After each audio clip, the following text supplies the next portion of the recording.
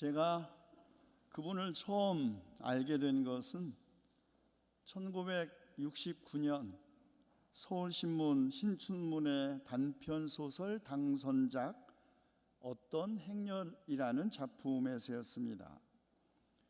신학교를 갓 졸업한 젊은 전도사가 전북 금마의 아주 작은 교회 청빙을 받기 전 미리 교회 상황을 알아보려고 방문했다가 너무너무 열악한 교회 현실과 정신장애를 가진 아들과 함께 살면서 평생을 그 교회를 섬겨온 한 늙은 목사를 보고 그냥 서울로 돌아오는 이야기입니다. 목사가 은혜가 없어서 하나님의 저주를 받아서 평생 가난하게 저런 정신장애 아들과 사는 것 아니겠냐며 수군거리는 마을 사람들, 하나둘 떨어져 나가 이제는 겨우 몇 명 남지 않은 교인들, 예배당 옆에 붙어있는 아주 쓰러져가는 작은 사택, 이런 교회에서는 목에 풀칠하기도 어렵겠다는 생각에 늙은 목사의 간곡한 부탁을 단호하게 뿌리치고 내일 아침 일찍 첫 차로 서울로 올라가겠다고 생각하고 잠이 들었는데, 이른 새벽 사고로 목숨을 잃은 정신장애 아들의 관을 앞세운 장례 행렬과 늙은 목사의 통곡 소리에 차마 발을 떼지 못하는 젊은 전도사, 아마 이런 내용의 소설이었을 것입니다. 제가 소설에서 알게 된 이 이야기가 사실이라는 것을 알게 된 것은 그 후 3년이 지나 제가 이곳 임마누엘 동산에서 신학교 3학년 때였습니다. 제가 원래 가려던 공군사관학교의 길을 포기하고 제가 아무런 기독교 배경도 없는 우리 집에서 신학을 공부하겠다고 결단하게 된 계기도 바로 이 작은 단편 소설 때문이었습니다. 등단 작가는 우리 신학교 선배인 백도기 목사님, 1939년생, 그리고 그 늙은 목사님은 비당 윤치병 목사님이셨습니다. 저는 놀라움과 호기심으로 금마로 내려갔습니다. 작고 낡은 예배당 옆에 사택이 있었습니다. 어둡고 아주 작은 방에서 목사님은 신문지 위에 붓글씨를 쓰고 계셨습니다. 방은 한겨울임에도 불구하고 온기 하나 없었습니다. 온통 붓글씨를 연습한 신문지 조각들, 붓글씨를 쓸 종이 한지를 구할 돈이 없어서 먹을 희미하게 갈아 한 번 쓰고 그 위에 다시 진하게 간 먹으로 다시 쓴 신문지 조각들이 가득 차 있는 방 한 칸 한쪽에 먹다 남긴 보리밥 한 그릇과 김치가 작은 상위에 있었습니다. 제가 밥을 만져보니 오래되어 차갑고 딱딱했습니다. 그런데 갑자기 문이 열리더니 아빠, 나 물기로 왔어 하는 소리가 들렸습니다. 몸은 60대의 노인이었으나 정신연령은 이제 겨우 7, 8살 정도였습니다. 그가 바로 소설 속의 정신장애 아들이었습니다. 목사님은 일본 유학도 하시고 당시 흔하지 않은 최고의 고등교육을 받으셨으면서도 왜 이렇게 가장 힘든 교회, 가장 어려운 형편에 있는 교회에서 평생 목회를 하셨는지요. 그리고 제가 보기에 그렇게 감사할 것도 없는데 평생을 범사감사를 입에 달고 사셨습니다. 도대체 감사할 무슨 일이 있다고 그렇게 늘 범사감사하십니까? 아마 내가 예수를 믿지 않았더라면 나는 진작 자살했을 것입니다. 나를 살게 하시고 나의 삶의 보람을 느끼게 하신 분이 바로 예수 그리스도이십니다. 믿기만 하면 만사는 해결입니다. 제가 보기에 만사는커녕 단 몇 개의 일도 해결되지 않아서, 아니 해결하지 못해서 지긋지긋한 가난에서 평생을 벗어나지 못하면서도 범사감사를 입에 붙이고 산 사람, 그가 윤치병 목사였습니다. 1889년 충남 논산 출생, 1909년 지금의 중앙고등학교 전신인 기회학교 본과 1회 입학, 본명은 윤주병. 일제히 강제 병탄으로 나라를 빼앗긴 후 나라 잃은 백성의 수치를 생각하여 자신의 이름 가운데 기둥주 대신에 부끄러울 치로 바꿔 윤주병이 아니라 윤치병으로 개명. 1911년 기호학교 수학교사였던 유일선의 권유로 세례를 받고 일본 고베 신학교에서 신학 수업, 1916년 신학교를 졸업하고 귀국, 고창군 오산학교의 교사로 근무, 8년 만에 교사직을 사임하고 다시 일본으로 가서 동경에 있는 영어 정책학원에서 수학, 관동 대지진과 조선인 학살을 목격하고 귀국, 1926년 영주 장로교 교회에서 안수, 29년 전북 김제 봉원리교회 심우 중 미 남장로의 선교부와의 의견 충돌로 사임, 그리고 복음교회로 건너가 줄곧 금마복음교회에서 심우, 복음과 감사 잡지를 창간하여 발행, 1978년 숙한으로 하늘의 부름을 받음. 이것이 인터넷에 알려진 그에 관한 정보입니다. 그러나 어려서부터 윤 목사를 보고 자랐고 1969년 어떤 행렬로 등단한 백도기 목사님은 그가 이른바 가난, 거룩한 가난 성빈의 목자였다고 기억합니다. 그 당시에 한국에서 가장 뛰어난 붓글씨 솜씨를 가지고 있어 그의 글 하나라도 얻으려고 사람들이 오면 사람을 가리지 않고 누구에게나 글을 써주셨다고 합니다. 글을 얻은 사람이 제법 큰 돈을 놓고 가면 다음에 오는 가난한 사람에게 덜컥 주셨다고 합니다. 우리 학교 명예교수인 김경재 목사님은 윤 목사님의 서예는 노자의 무의자연의 경지에 이른 일품이라고 평가했습니다.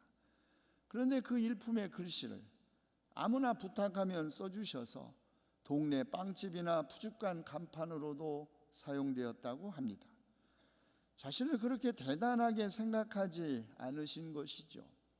예수님은 세상 눈으로 볼 때 큰 바보였고 우리는 그분을 따르는 사람들이니 그분에 비하면 아주 작은 바보라고 하면서 말이죠. 목사님은 선택하기 힘든 상황에서 결단을 해야 할 때 목사님은 어떻게 하셨나요? 물었습니다. 그는 언제나 내가 손해보는 쪽을 선택했다고 답변하셨습니다.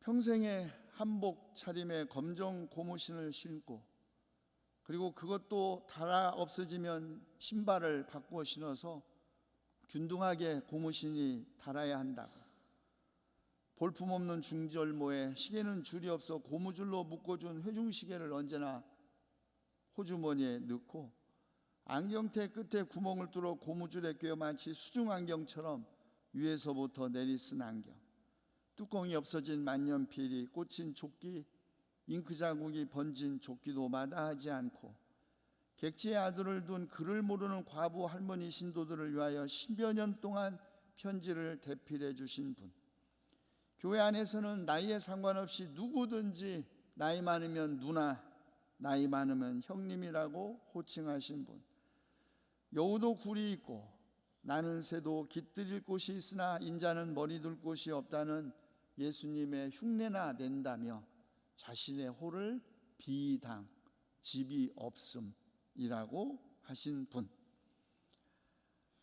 윤 목사님의 전기를 쓰신 백도기 목사님에 의하면 범사감사라는 글이 너무 좋아 글을 사겠다고 하니 윤 목사님은 그러면 붓을 내가 하나 사고 싶으니 200원만 주세요 말했다고 합니다.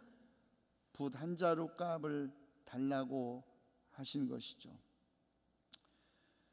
평생을 가난과 궁핍을 벗어난 적이 없었고 정신장애 아들 때문에 평생을 마음에 상처를 입고 사셨던, 말년에는 백내장 동내장으로 앞을 보지 못하면서도 범사감사를 입에 달고 다니신 분, 도무지 감사할 것이 없는 것 같은데 도대체 무엇이 그렇게 감사할 일이 있냐고 제가 빈정거리자 그래도 감사, 무엇이 그렇게 감사하냐고 비아냥거리면 그냥 감사, 이렇게 중얼거리신 분, 그분이 비당 윤치병 목사님이셨습니다.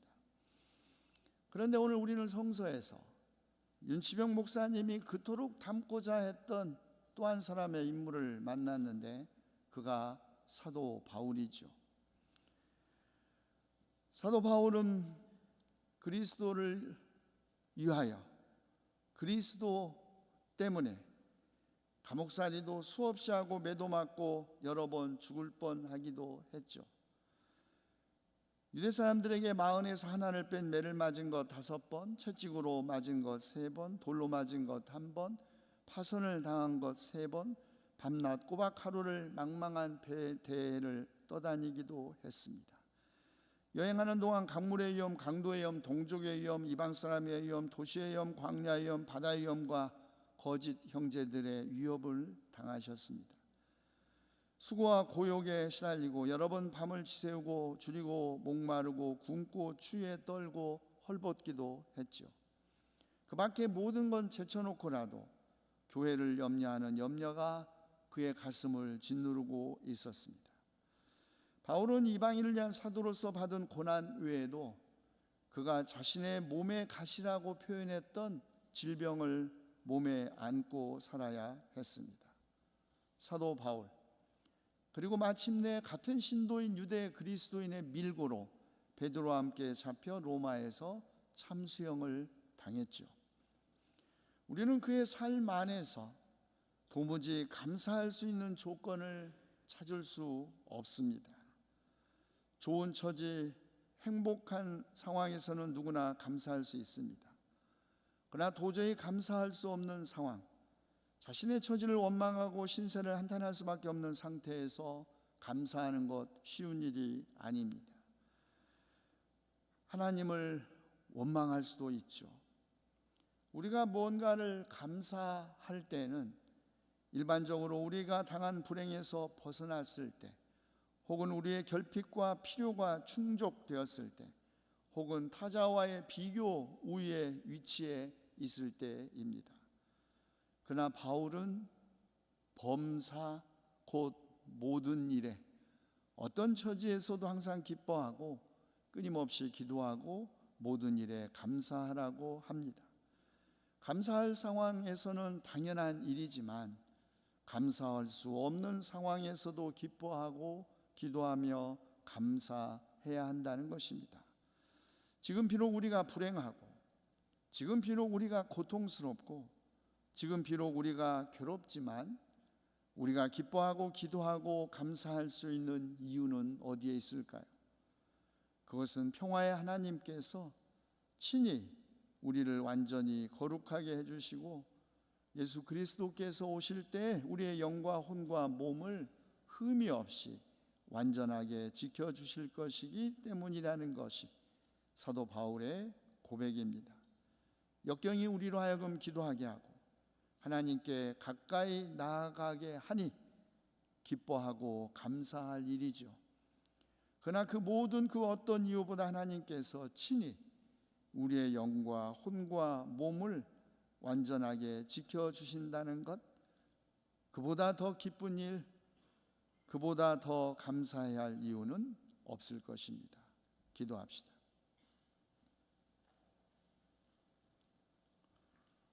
회개할 필요가 없는 의인 99보다 회개하는 죄인 한 사람을 두고 더 기뻐하신 주님, 돌이켜보면 우리가 지금의 우리 된 것은 오직 주님의 사랑과 은혜로 된 것이니 감사와 찬미 받으소서. 우리들 인생의 고비고비마다 우리를 사랑하시고 은혜로 영원한 위로와 선한 소망을 주시며 친히 우리와 함께 계셨던 아버지 하나님, 앞으로 우리가 가야 할 그러나 알 수 없는 길 위에서도 우리의 마음 격려하시고 모든 선한 일과 말에 굳세게 하셔 우리가 믿음의 선한 싸움에서 승리하게 하여 주시옵소서. 우리 주 예수 그리스도의 이름으로 기도하옵나이다.